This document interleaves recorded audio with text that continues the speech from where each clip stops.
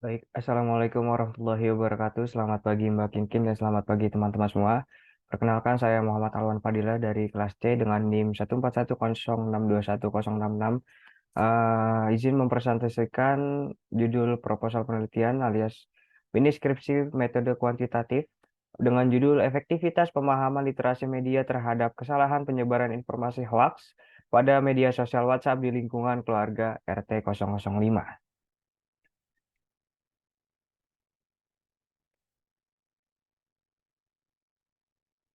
Baik, kita masuk ke bab satu, yaitu ada latar belakang. Jadi penggunaan media sosial di dunia saat ini sangat aktif berkat akses internet. Setiap orang dapat memperoleh dan mengakses informasi, berita apapun berkat media sosial. Urgensi pemberitaan hoaks memang tak dapat dipungkiri bahwasanya informasi dan berita sudah menjadi kebutuhan utama setiap orang. Mengutip Kamus Besar Bahasa Indonesia, hoaks merupakan berita bohong dikutip dari portal artikel di Kominfo Badungkap. Pada dalam Oxford English Dictionary, hoax diartikan sebagai malicious deception atau kebohongan yang dibuat dengan maksud tujuan jahat.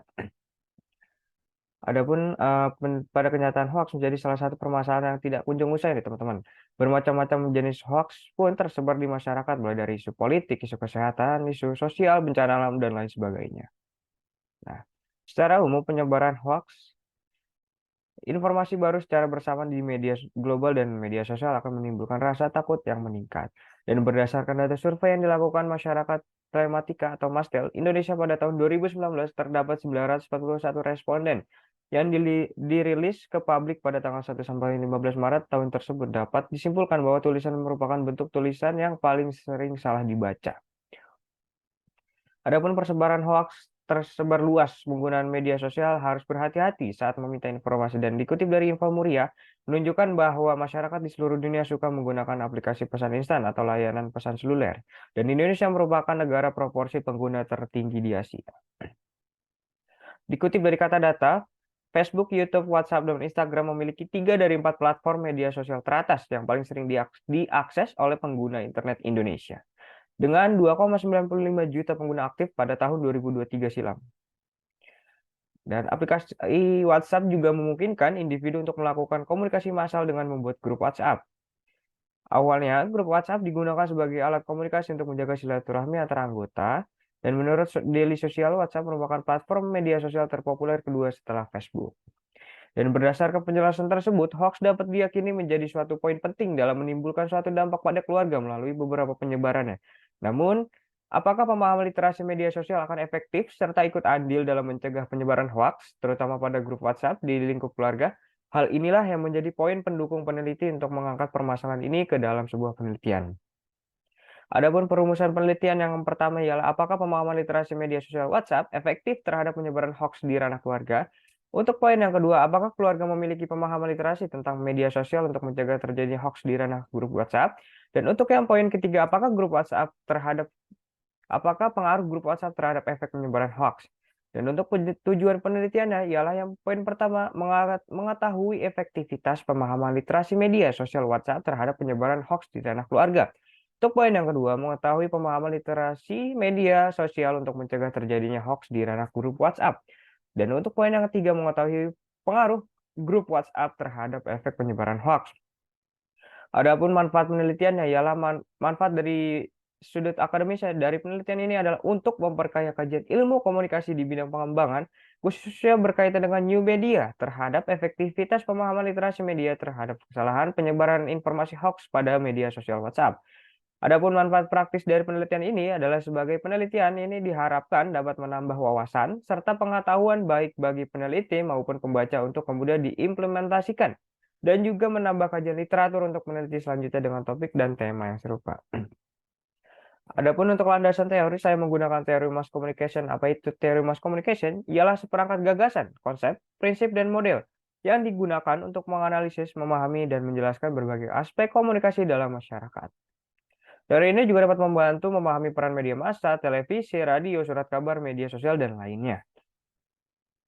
Dan untuk literasi media sendiri, definisi dari literasi media ini ialah kemampuan individu untuk memahami, menganalisis, mengevaluasi, dan menggunakan media massa dengan kritis. Dan literasi media ini sangat penting dalam era informasi digital yang penuh dengan berita palsu, disinformation, dan informasi yang tidak akurat terutama. Nah, adapun dari informasi hoax, menurut Ramdhani, informasi hoax adalah informasi atau berita palsu yang disengaja disebarluaskan dengan maksud untuk menyesatkan, memanipulasi, atau menipu audiens. Dan hoax seringkali itu dibuat untuk menciptakan kebingungan, menyebarkan propaganda, atau merusak reputasi seseorang. Lanjut, kita masuk ke penelitian terdahulu atau literatur. Untuk yang pertama, ada nama peneliti.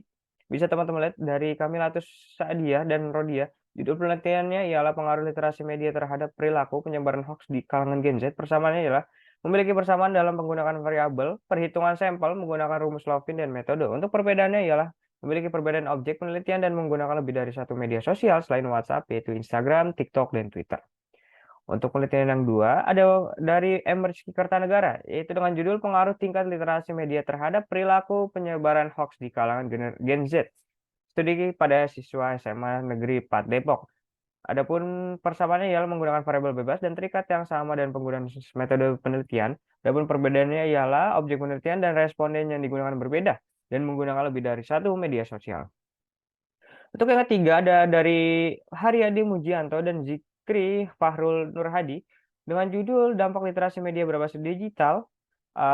Persamaannya ialah menggunakan variabel peneliti yang sama dan metode penelitian yang sama. Untuk perbedaannya objek yang diteliti dan teknik penarikan sampel yang berbeda.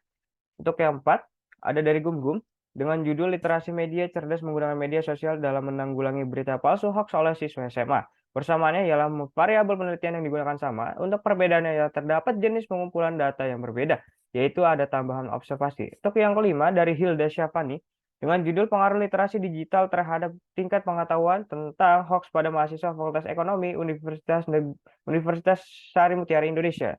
Persamaannya ialah menggunakan variabel dan metode penelitian yang sama. Untuk perbedaannya ialah terdapat pada objek penelitiannya saja. Untuk yang selanjutnya dari Erma Megawati dengan judul Tingkat Literasi Media Mahasiswa Pendidikan Bahasa Indonesia Terhadap Berita Hoax. Memiliki persamaan variabel dan tujuan penelitian, dan untuk perbedaan memiliki perbedaan pada objek penelitian dan teknik penarikan sampel. Untuk yang ketujuh dari Elida Redpitasari dengan judul Dampak Pemahaman Keagamaan dan Kemampuan Literasi Media Terhadap Sebaran Berita Hoax di Komunitas Surabaya Mengaji. Dengan memiliki kesamaan tujuan penelitian dan metode penelitian yang sama, dan memiliki perbedaan ialah variabel tambahan dan menggunakan teknik analisis data yang berbeda. Untuk yang selanjutnya dari Warid Karisma dengan judul Pengaruh Tingkat Literasi Media Digital pada Generasi Milenial Terhadap Kemampuan Mengolah Informasi Hoax dengan memiliki kesamaan metode penelitian dan teknik analisa yang sama. Dan untuk perbedaan terletak pada objek penelitian. Dari yang kesembilan ada dari Fauzi dan Marhamah dengan judul Pengaruh Literasi Digital Terhadap Pencegahan Informasi Hoax pada Remaja di SMA Negeri 7 Kota. Dengan memiliki kesamaan penggunaan metode penelitian dan tujuan penelitian yang sama, dan perbedaan ialah terdapat analisa, korelasional, dan objek penelitian yang berbeda. Dan untuk literatur yang 10 ada dari Nur Salam Samad dengan judul Pengaruh Literasi Media Sosial Terhadap Perilaku Penyebaran Hoax dan Hate Speech pada Mahasiswa UIN Alauddin Makassar. Dengan memiliki persamaan metode penelitian dan teknik mengambil sampel yang sama, dan memiliki perbedaan ya terdapat perbedaan pada objek penelitiannya dan tambahan variabel hate speech. Untuk variabel independennya, variabel independen ini juga bisa disebut variabel bebas menurut Sugiono, dan variabel bebas ini saya memilih untuk pemahaman literasi media. Dan untuk variabel dependennya, ini tipe. Variabel dependennya ialah variabel terikat yang dipengaruhi atau terjadi perubahan akibat variabel independen. Dalam penelitian ini menggunakan satu variabel terikat, yaitu kesalahan penyebaran informasi hoax. Itu untuk variabel Y-nya atau variabel dependen. Untuk hipotesis teorinya ialah tingkat literasi media yang lebih tinggi pada individu akan berhubungan dengan tingkat kesalahan penyebaran informasi yang lebih rendah. Dan untuk model penelitian yang bisa teman-teman lihat di layar, untuk variabel independennya atau variabel X ya itu literasi media. Untuk variabel dependennya ialah atau variabel Y itu kesalahan penyebaran informasi. Untuk lebih detail ini analisis evaluasi kategorisasi induksi deduksi kombinasi abstraksi. Untuk variabel dependennya dijabarin lagi jadi konsep diri, lingkungan, tindakan. Untuk bab 3 Metode penelitian paradigma. Paradigma penelitian adalah kerangka kerja konseptual yang mendasari pemahaman, pendekatan, dan metode yang digunakan dalam suatu penelitian. Paradigma menggambarkan pandangan tentang dunia dan cara meneliti, memahami, dan mempelajari fenomena yang diteliti. Kita lanjut ke pendekatan penelitian. Penelitian ini menggunakan metode kuantitatif. Menurut Sugiono, penelitian kuantitatif merupakan metode penelitian yang berlandaskan pada filsafat positisme, digunakan untuk meneliti pada populasi atau sampel tertentu.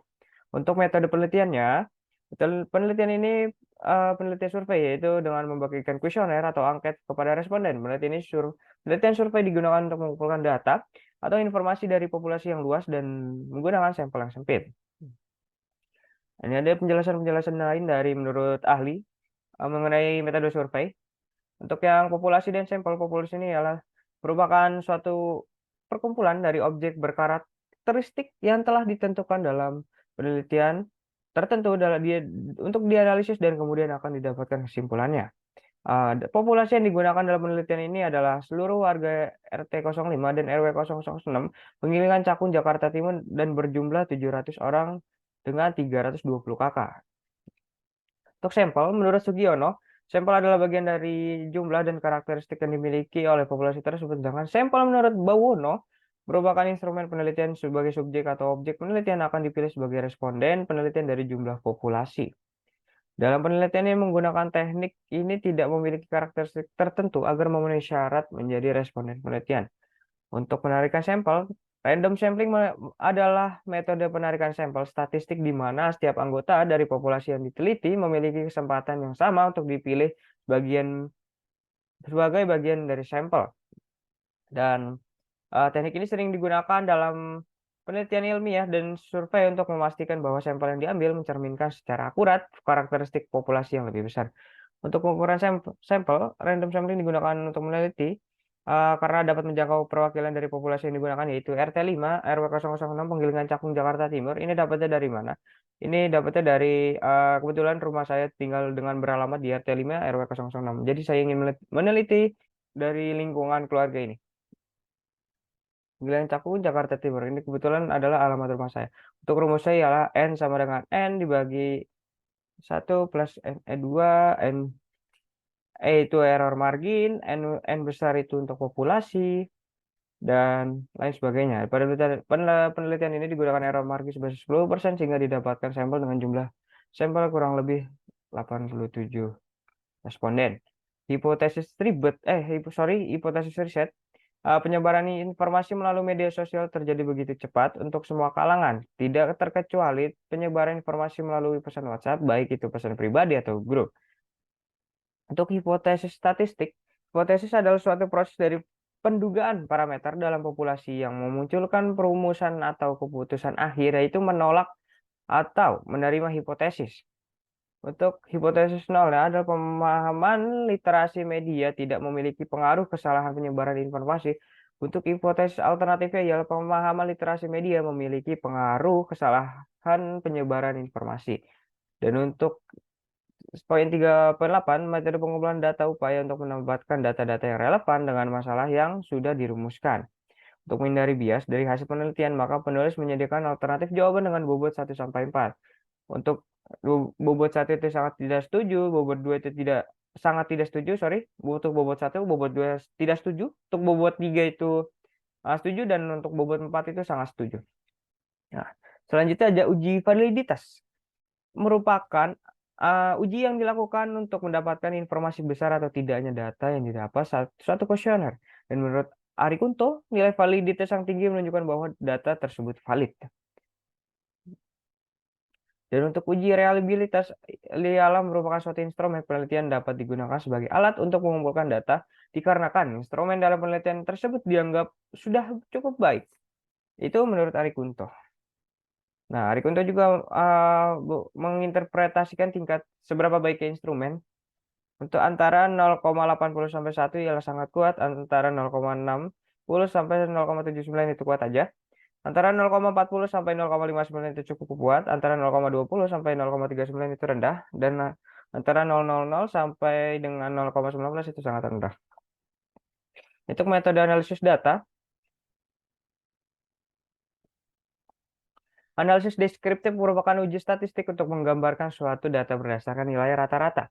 Standar deviasi, nilai maksimum, dan nilai minimum itu menurut Ghazali 2018. Dan untuk analisis data bivariat, uji regresi linear sederhana adalah metode statistik yang digunakan untuk menguji hubungan antara dua variabel, variabel dependen atau variabel yang ingin diprediksi dan variabel independen atau variabel yang digunakan untuk memprediksi variabel dependen. Ini ada rumus-rumus dari regresi linear ialah Y sama dengan alpha plus beta X plus E. Nah, untuk keterbatasan dan kelemahan, keterbatasan penelitian ini memiliki keterbatasan yaitu masih menggunakan variabel yang digunakan dalam penelitian juga masih menggunakan satu saja, yaitu pemahaman literasi media. Dan untuk kelemahan penelitian ini, kelemahan yaitu pengumpulan data dengan kuesioner yang mana tidak menjangkau responden dalam lingkup yang lebih luas. Dan ada keterbatasan dalam pengukuran. Dan untuk definisi operasional, tabel operasional ialah variabel merupakan atribut atau sifat dari individu, subjek, atau kejadian yang bervariasi dan ditentukan oleh peneliti untuk dianalisis dan disimpulkan. Itu menurut Sugiono. Penelitian ini menggunakan dua jenis variabel, yaitu variabel bebas, independen, dan variabel terikat atau dependen. Untuk variabel independen yang variabel X terutama namanya teman-teman. Literasi media ini adalah pendekatan yang digunakan oleh individu saat mereka mengakses media dengan niat untuk memberikan makna terhadap pesan yang disampaikan. Ini untuk variabel X-nya. Dan berikut adalah dimensi dan indikator pada literasi media. Yang A untuk analisis, yaitu mengetahui cara analisa saat menerima informasi. Yang kedua itu mencari informasi yang serupa dengan informasi yang sama. Untuk evaluasi, melakukan komparasi informasi yang ditemukan dengan sumber lain. Untuk poin kedua, evaluasi, mengetahui perbedaan pesan pada informasi dengan sumber lain. Untuk yang C, kategorisasi. Poin pertama, membagi informasi yang diterima ke dalam beberapa kategori. Untuk poin yang kedua, frekuensi untuk membagi informasi ke dalam beberapa kategori. Untuk induksi. Poin yang pertama, melihat data-data sebagai dasar pendapat umum. Yang untuk poin yang kedua, mencari data serupa yang valid dari informasi yang diterima. Untuk poin E, deduksi poin pertama menyimpulkan sebuah pendapat dari informasi yang sudah diterima. Untuk yang poin kedua menyimpulkan pendapat setelah melihat beberapa informasi.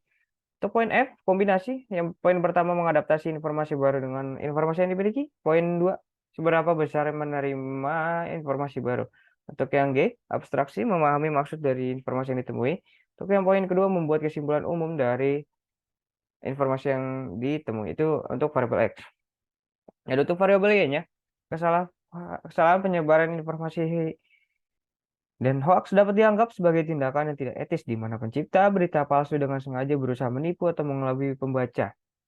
Ini adalah penjelasan dari hoax. Untuk variabel Y-nya, adapun indikatornya ialah konsep diri.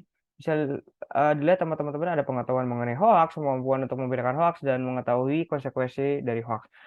Dan selanjutnya ada poin lingkungan, intensitas menerima informasi hoax, mengetahui sumber awal atau oknum penyebaran hoax, dan untuk yang C, respon diri ketika menerima hoax, dan untuk yang kedua, mengetahui alasan adanya respon tersebut. Ini untuk tabel operasional konsepnya, yang dimana tadi telah dijelaskan di atas lebih detail. Ini adalah tabel operasional konsep yang bisa dilihat sama teman-teman. Itu ada variabel X-nya, literasi media, dimensi, ada analisis, indikatornya, evaluasi, dan untuk skalanya Likert. Bisa dilihat ya teman-teman.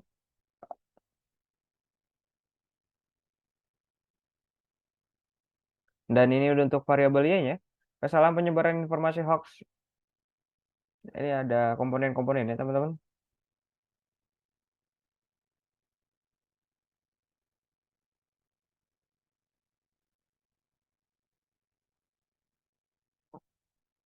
Kurang lebih seperti itu saja penjelasan dari ini proposal skripsi saya mengenai efektivitas pemahaman literasi media terhadap kesalahan penyebaran informasi hoax pada media sosial WhatsApp di lingkungan keluarga. Kurang lebihnya mohon maaf. Wabillahi taufiq wal hidayah. Wassalamualaikum warahmatullahi wabarakatuh.